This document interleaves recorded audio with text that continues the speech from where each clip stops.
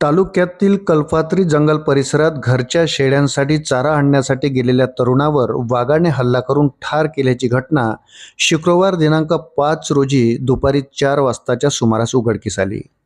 दुलेश्वर संतोष खरकाडे व 31 राहणार कल्पात्री तालुका गोरेगाव असे वाघाच्या हल्ल्यात ठार झालेल्या तरुणाचे नाव आहे। प्राप्त माहितीनुसार गोरेगाव तालुक्यातील कल्पात्री येथील रहिवासी दुलेश्वर खरकाडे हा नेहमीप्रमाणे गावाशेजारील कल्पात्री जंगल परिसरात आपल्या शेळ्यांसाठी चारा आणण्यासाठी शुक्रवारी सकाळी 7 वाजताच्या सुमारास गेला होता।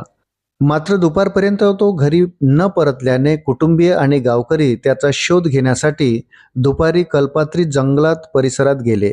त्यांना काही अंतरावर दुलेश्वरची दुचाकी व गाडीच्या डिक्कीत मोबाईल आढळला, तर दुचाकीपासून 500 मीटर अंतरावर दुलेश्वरचा मृतदेह आढळला। गावकऱ्यांनी लगेच या घटनेची माहिती वन विभागाचे अधिकारी आणि कर्मचाऱ्यांना दिली। माहिती मिळताच वन विभागाचे अधिकारी घटनास्थळी दाखल झाले। त्यांनी परिसराची पाहणी केली। परिसरात वाघाच्या पावलांचे ठसे आढळले।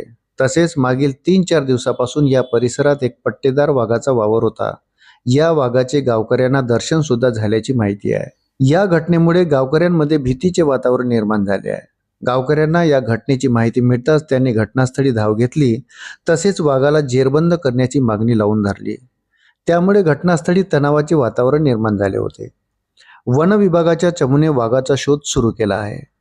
दुलेश्वर हा शुक्रवारी सकाळी कल्पात्री जंगल परिसरात बकऱ्यांसाठी चारा आणण्याकरता गेला, पण तो दुपारपर्यंत परतला नाही। त्यामुळे त्याचे वडील संतोष खरकाडे हे त्याचा शोध घेण्यासाठी जंगल परिसरात गेले, पण ते सुद्धा अद्याप घरी परतले नसून त्यांचा शोध गावकरी व वन विभागाची चमू घेत आहे। कल्पात्री परिसर नवेगाव नागझिरा व्याघ्र प्रकल्पांतर्गत आहे, त्यामुळे या परिसरात नेहमी वन्य प्राण्याचा वावर असतो। मागील 3-4 दिवसापासून या परिसरात एका पट्टेदार वाघाचा वावर आहे। याच परिसरापासून मुद्रोली पर्यटन गेट असून सध्या या परिसरात जीपीसीचा वावर वाढल्याने वन्य प्राणी चवताळले असून ते मानवावर हल्ले करीत आहे। त्यामुळे मुर्दोली पर्यटन गेट बंद करण्याची मागणी गावकऱ्यांनी या घटनेनंतर लावून धरली। अशाच नवनवीन अपडेटसाठी व्हिडिओला लाईक आणि चॅनलला सबस्क्राईब जरूर करा। धन्यवाद।